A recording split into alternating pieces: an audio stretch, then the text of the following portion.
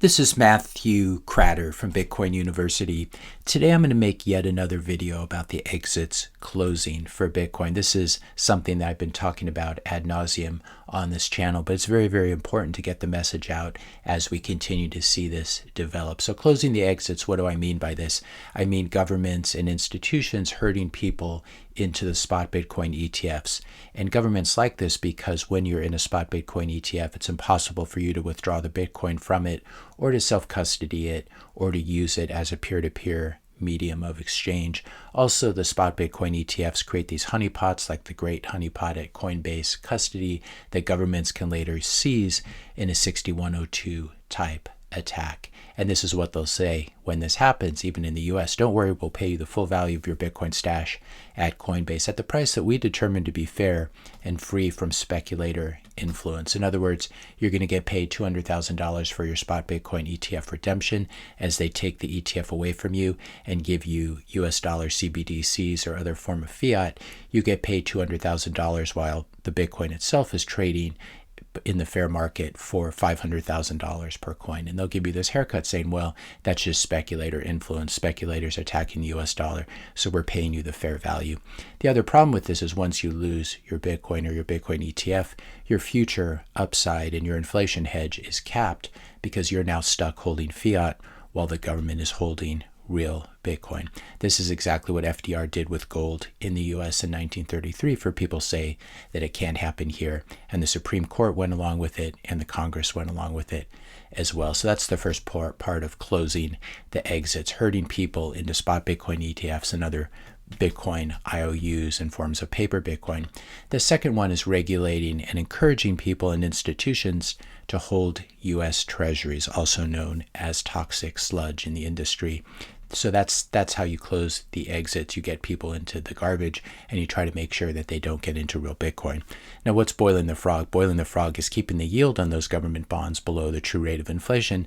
And this is something that the Fed can do through its monetary policy, through interest rates, and also through buying and selling treasuries on the open market. Keeping the yield on government bonds below the rate of inflation, it's called financial repression.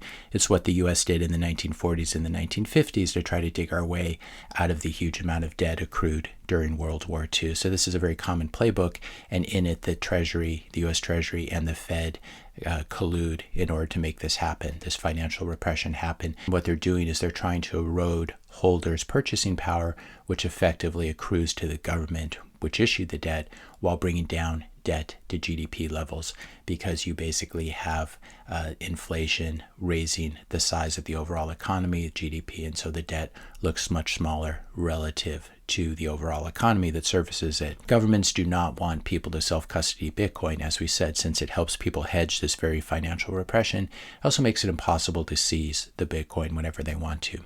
Are the exits fully closed in the US, in Europe, and elsewhere? I would say not even close, and I think we can learn a lot from what's been happening in Nigeria. Nigeria, at one point back in late 2022, was actually very friendly to Bitcoin and crypto, even saying they're going to establish a special economic zone for Bitcoin companies. And then a little later in 2022, Nigeria looking to legalize Bitcoin usage. So they were very friendly to Bitcoin. And then what happened is their currency collapsed, especially against the dollar. We can see this beginning to happen in 2022. And then it really happened in the middle of 2023. And it's been continuing. So as this chart moves down, that's the US dollar appreciating against the Nigerian naira. This caused obviously a lot of local inflation, food prices doubling in many cases, which is very tragic for a country that is already fairly poor. So what does the government do? Do they order their central bank to stop printing money? Of course not. Instead, what they do is they block access to Bitcoin exchanges in a desperate bid to control the price of the plummeting currency. The Nigerian Communications Commission, the telecoms regulator, late on Wednesday ordered telecom companies to restrict consumer access to the websites of companies like Binance, Coinbase, and Kraken. So trying to control the internet here. Bayo Onanuga, a special advisor to President Tinubu, accused Binance on social media of blatantly setting the exchange rate for Nigeria and hijacking the Central Bank of Nigeria's role as the main currency rate setter. quote, crypto should be banned in our country or else this bleeding of our currency will continue unabated. So obviously blaming the crypto and Bitcoin investors rather than actually blaming the central bankers as they should be. If you're finding this video helpful so far, I just ask you to help to support the channel. Click that subscribe button. That really helps out the channel. Leave a like, leave a comment, and share this video with a friend or family member. So who's actually to blame for the naira's plummeting against other currencies and against real goods and services? Basically, as we said, the Nigerian central bank printed up too much money. This diluted the purchasing power of existing money. The value of that money then falls against other fiat currencies that have slower money printers, like the US dollar, for example. And then what central banks do is they seek to deflect the blame by blaming quote-unquote speculators instead. In this case, blaming Bitcoin and crypto investors as well as exchanges like Binance. And Nigerian authorities went as far as actually issuing an arrest warrant for the local CEO of Binance. You often hear this in the Bitcoin space. Bitcoin is just too complicated for the average person to ever adopt. But what we're seeing in Nigeria is something very different. This is a country where the average years of schooling is only 7 years of schooling, and yet this local currency crisis is fueling Bitcoin adoption, and people are learning how to use Bitcoin because they really have no choice, and there's no better teacher than necessity. So what does the Nigerian government do when it sees the people rushing for the exits into Bitcoin like this?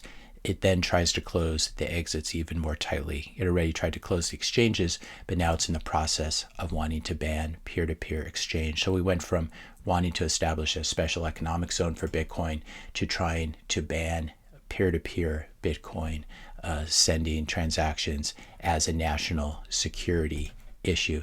Here's the reality, though. You cannot ban the P2P exchange of anything, whether it's guns or pot or Bitcoin or anything else that people want. And if it's a purely digital good like Bitcoin, it's even more difficult to stop, obviously. You can make examples out of people. You can throw people in jail. You can attack individual Bitcoiners, but you cannot stop the peer-to-peer exchange of something that enough people want to exchange. Now, as the US dollar continues to fail, expect to see the exits be closed even more in the US. I think Nigeria is just a few steps ahead of us down the path. They obviously don't have the same constitutional protections of private property that Americans have, but in a real crisis, as we saw in Executive Order 6102 in 1933, the Constitution gets thrown out, the government steals your money, and the Supreme Court does nothing to enforce constitutional rights. So expect the exits to be closed even more in the US. Expect exchanges to limit the fiat value of Bitcoin that you can withdraw over a period of time. So let's say a few months back you bought one Bitcoin for $30,000. Fast forward a couple years, it's now worth $1 million per coin thanks to the US dollar imploding as well as increased global Bitcoin adoption. What happens if, under government pressure, Coinbase, where you bought the Bitcoin and you just left it on Coinbase because you didn't follow the advice, not your keys, not your coins? What happens if Coinbase, under government pressure, lowers their monthly withdrawal limit to $5,000? It will now take you over 16 years to withdraw your Bitcoin to self-custody because it's now worth $1 million. Or maybe Coinbase says that you can no longer send Bitcoin to yourself or any other unregistered person because you might be money laundering or doing something bad, or because you're a speculator. By doing that, you're launching an attack on the US dollar.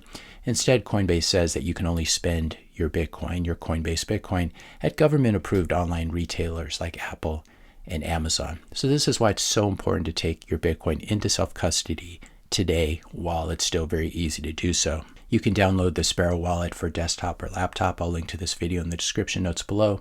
And then you can use that to pair it with a hardware wallet like the Cold Card, which is my favorite. It's a little bit more expensive, or the Blockstream Jade, which is also a very good wallet, a little less expensive.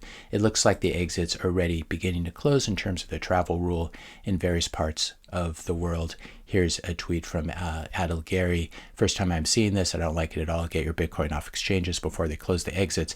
And what we can see here, this is from Bitfinex, he says, and they're basically making you fill out this questionnaire before you will be allowed to send your own Bitcoin to yourself, and you have to tell them who the beneficiary is, etc. So this is what's coming. It's going to get worse and worse and worse. At some point, you may not even be able to withdraw to self-custody. This is something I talked about late last year in this video. "Quote unquote Bitcoiners caused the inflation." And in that video, I discussed a future scenario where governments and central bankers attempt to blame Bitcoiners for the inflation, exactly as they're doing in Nigeria today, blaming Bitcoiners for the inflation and currency devaluation that was actually caused by the central bank monetizing government deficit spending.